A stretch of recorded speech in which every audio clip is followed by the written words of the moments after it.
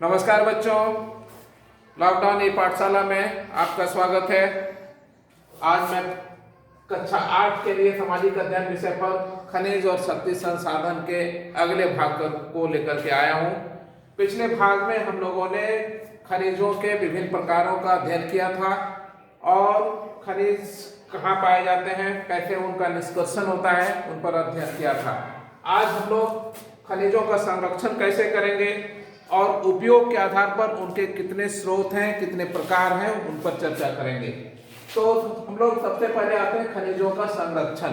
संरक्षण का अर्थ होता है बचाना, यानी हम खनिजों को कैसे बचा करके रखेंगे ताकि हमें बहुत लंबे समय तक उनका उपयोग हम करते रहेंगे। तो चूंकि बच्चों हम लोग जानते हैं कि खनिज जो है अनवीकरणीय संसाधन है, यानी एक बार अगर वो समाप्त हो जाएंगे तो दोबारा हम उसे फिर नहीं बना पाएंगे। इसलिए हम लोग जो है खनिजों का इस प्रकार उपयोग करें ताकि वो बचे रहें।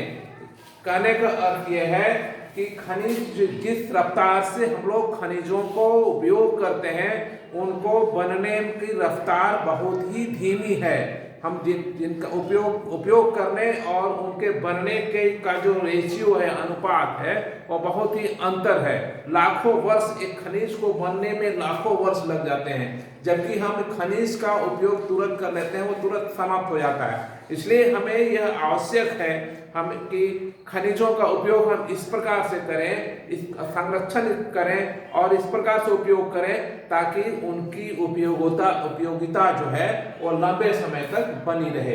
तो ये खनिजों का संरक्षण के लिए हमें उसके लिए खुद प्रयास करना होगा कि हम किस प्रकार से बचा कर हम अपने खनिजों का उपयोग करें, उसकी बर्बादी को रोकें। तो खनिजों का संरक्षण का एक ही उपाय है, उसको बर्बाद होने से रोकना।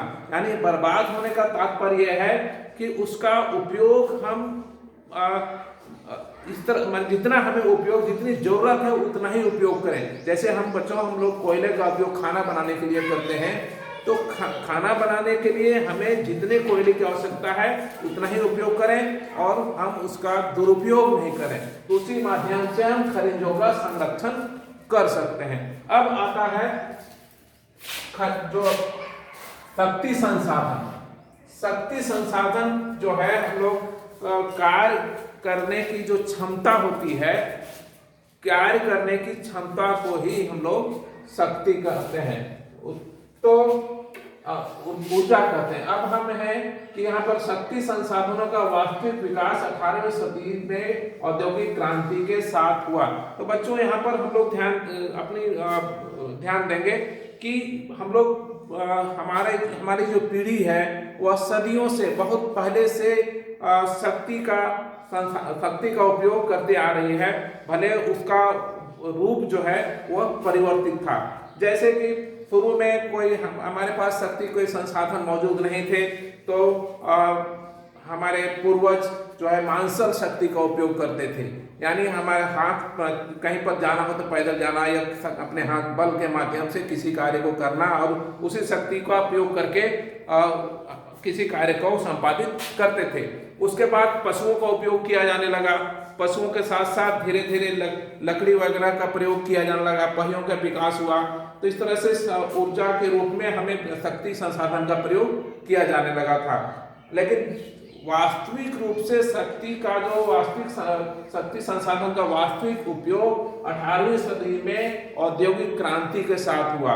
औद्योगिक क्रांति के साथ साथ उद्योगों का विकास हुआ, उसके लिए शक्ति के विभिन्न स्रोतों की आवश्यकता हुई, तो कोयले को प्रयोग किया जाने लगा।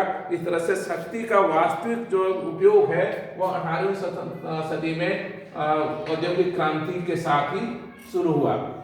और आज वर्तमान में हमें विभिन्न क्षेत्रों में शक्ति संसाधन की आवश्यकता पड़ रही है। जैसे उद्योग, कृषि, संचार और प्रतिरक्षा इत्यादि में हमें शक्ति संसाधनों की आवश्यकता पड़ने लगी है। और हम यूँ कहें कि आज अगर हम शक्ति संसाधन का उपयोग नहीं करेंगे तो हमारा विकास रुक जाएगा और हमारा जो विकास की रफ्तार है वह शक्ति संसाधनों पर ही केंद्रित है। अब हम लोग देखेंगे कि ये जो संसाधन है, शक्ति संसाधन, वो कितने प्रकार के हैं।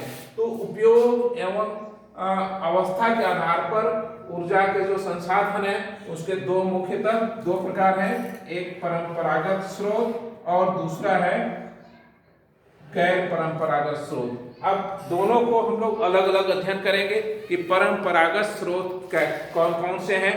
और तो परंपरागत स्रोत में हम उसको भी हम लोग दो मुख्य भागों में बांटेंगे, लकड़ी और जीवाश्म ईंधन। तो लकड़ी चूंकि हमारे शुरुआत से जो है लकड़ी का ही व्यापक उपयोग होता रहा है, जलावन से लेकर के विभिन्न कार्यों में ऊर्जा के प्राप्त करने के लिए लकड़ी का ही उपयोग किया जा रहा है। और हमारा जो खासकर झारखंड है, झारखंड में जंगलों की बहुतायत शुरू से रही थी, अब भले कम हो गए हैं और खाना बनाने के लिए ऊर्जा के रूप में हमें मुख्य रूप से लकड़ी का उपयोग हमारे द्वारा किया जाता रहा है। और दूसरा है जीवाश्म ईंधन। जीवाश्म ईंधन बच्चों जैसे कोयला, पेट्रोलियम, प्राकृतिक गैस, कोयला, पेट्रोलियम, प्राकृतिक गैस, ये जीवाश्म ईंधन है। अब ये बनते कैसे हैं? तो लाखों करोड़ों वर्ष पहले से हमारे धरती के अंदर विभिन्न जीवों और वनस्पतियों के दबे होने से उनका एक रूप परिवर्तन हो गया और वो एक शक्ति संसाधन के रूप में, स्रोत के रूप में वो परिवर्तित हो गए। जो कोयला है, पेट्रोलियम है, वो जीवाश्म ईंधन कहलाते हैं, इसलिए कि वो जीवों के अंश हैं, यानी जीवों के और वनस्पतियों के धरती के अंदर दब जाने से उनका परिवर्तित रूप जीवाश्म ईंधन है। तो ये प्राकृतिक, ये लकड़ी और जीवाश्म ईंधन जो है वो हमारे ऊर्जा के परंपरागत स्रोत के अंतर्गत आते हैं।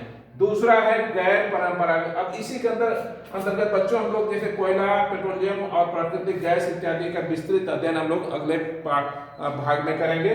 दूसरा जो पार्ट है, स्रोत है, वो गैर परंपरागत स्रोत। गैर परंपरागत स्रोत में हम लोग उसके अंतर्गत आता है सौर ऊर्जा, पवन ऊर्जा और ज्वारीय ऊर्जा। सौर ऊर्जा कहने से सबसे सही लग रहा है कि सूरज के से जो हमें ऊर्जा प्राप्त होती है वह सौर ऊर्जा है। पवन ऊर्जा यानी हवा के माध्यम से, और ज्वारीय ऊर्जा जो कि समुद्र में ज्वार के उठने से वहां से जो ऊर्जा की प्राप्त होती है उसको हम लोग ज्वारीय ऊर्जा कहते हैं। तो संक्षेप में हम लोग आज इतना ही पढ़ेंगे। हम लोग अगले पार्ट में कोयला, पेट्रोलियम जो ऊर्जा के परंपरागत स्रोत हैं उसके अंतर्गत जितने हैं उनका अध्ययन और गैर परंपरागत ऊर्जा के स्रोतों का विस्तृत अध्ययन करेंगे। तब तक के लिए बच्चों धन्यवाद।